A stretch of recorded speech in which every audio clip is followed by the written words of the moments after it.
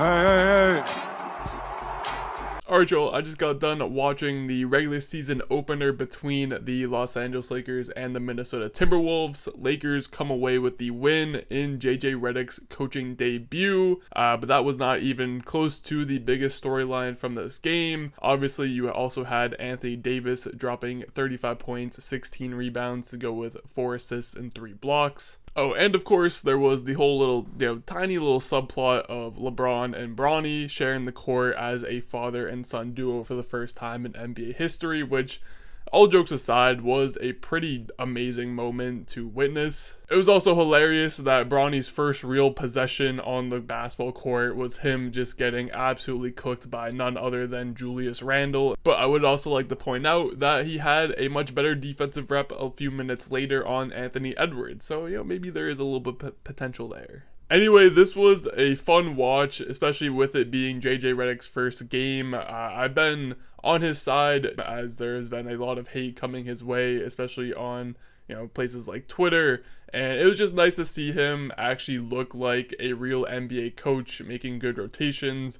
He had a really nice game plan, and for the majority of the game, the Lakers were in control, which is something that could not often be said about last season's Lakers. They were able to grow around a 10-point lead in the second quarter just based off of really strong defense and getting out in transition and running, and they had a really good game plan, like I said, around Anthony Edwards. They were showing a lot of help defense and forcing him to shoot the ball a lot. Now, Ant being Ant, he still finished with 27 points, but it took him 25 shots to get there, so I'd consider that a job well done. The Lakers then carried that 10-point lead into the second half, where it was then time for Anthony Davis to take over. And AD, being the incredibly gifted player that he is, obviously did it in a multitude of ways. He had plenty of possessions where he just used his size and driving ability to get to the rim and force some nice rim pressure. Funny enough, in the first half, he was actually missing a lot of shot attempts that I feel like he usually makes. But in the second half, something must have started clicking for him, and they were back to getting buckets. His mid-range shot was also looking pretty good, had a few nice ISO possessions where he was able to pull up, and he even knocked down one of his 2 3-point attempts, again going back to the preseason comments JJ Redick made about wanting Anthony Davis to shoot more threes. 2, not necessarily a lot, but nice to see that he was able to knock one down confidently. Then he also got a few of his buckets just by crashing the offensive glass, had some really nice offensive rebounds that led to easy putback opportunities, which again, just a very easy way for Anthony Davis to generate points. And then another thing that JJ Redick pointed out this past offseason was that he wanted to generate just more touches for Anthony Davis to then go and score the ball. And these two plays here were brilliant examples of that. This first one, running a few handoff actions in order to get Anthony Davis a little ISO opportunity at the foul line, which he takes full advantage of, driving right past Rudy Gobert for the layup. And then on this play, to open up the second half, they start with an Iverson screen for Austin Reeves, who then receives a screen from LeBron, hits him on the roll, who then lobs it up to Anthony Davis as the defense was in disarray for the easy dunk. Now, last thing I'll mention about AD's scoring from this night, he made it look pretty simple. There wasn't really a whole lot of, tough bucket getting that I feel like Anthony Davis sometimes relies on. And that's not necessarily a bad thing. It was nice to see him drop 35 points pretty effortlessly. One action I really liked was JJ Redick was using Austin Reeves as a screener for Anthony Davis at the high post area.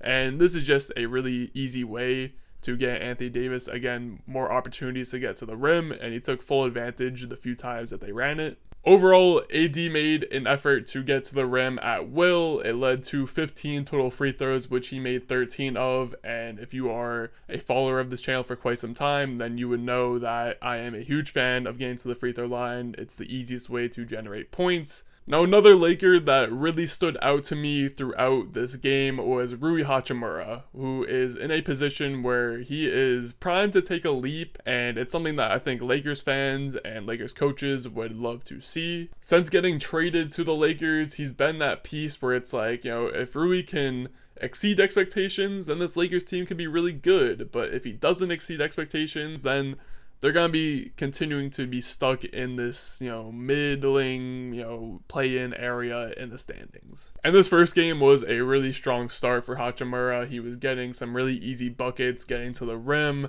had a couple of offensive rebound opportunities. And then on the defensive side of the ball, it seems he has really taken a leap in that area as well, protecting the rim, jumping passing lanes, and just playing great defense overall in general. Also, I know that Max Christie did not have the best game by any means. I think he either fouled out or got subbed out with 5 fouls and didn't see the court the rest of the night. But regardless, he continues to make really positive plays that I hope continue to lead to more minutes for him. All in all, I think this was a really good example of the kind of game that the Lakers would love to play night in and night out as the season continues. Obviously, you won't get this kind of performance from Anthony Davis every single night, as this was, an MVP level game from him. He is going to continue to be the focal point of this team as long as he remains healthy. And then for the Lakers to get really good contributions from guys like Austin Reeves, Rui Hachimura, even Jackson Hayes was pretty solid off the bench. The funny thing is that LeBron really didn't even have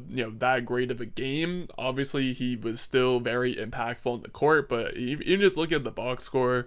Had 16 points on 16 shots, 5 rebounds, 4 assists, was a -6 in this game, actually. So again, for the Lakers to have all of these performances coming together in a game that they, again, controlled for pretty much all 48 minutes, were in the lead, held the lead, and again, this is just something that I feel like didn't happen a lot last year under the Darvin Ham head coaching regime, so I guess JJ Redick has to be doing something right. Regardless though, this was again a big performance from Anthony Davis. It is a huge step in the right direction for this team in general, and who knows, if he's able to again stay healthy and continue to put up these types of games, I would be very interested to see what his name looks like in relation to the MVP race. Obviously, it's just a 1-game sample size, extremely small, but again, it'll be something to monitor. But that's all I got. As always, if you enjoyed, make sure to like, comment, subscribe, and I'll catch y'all in the next one.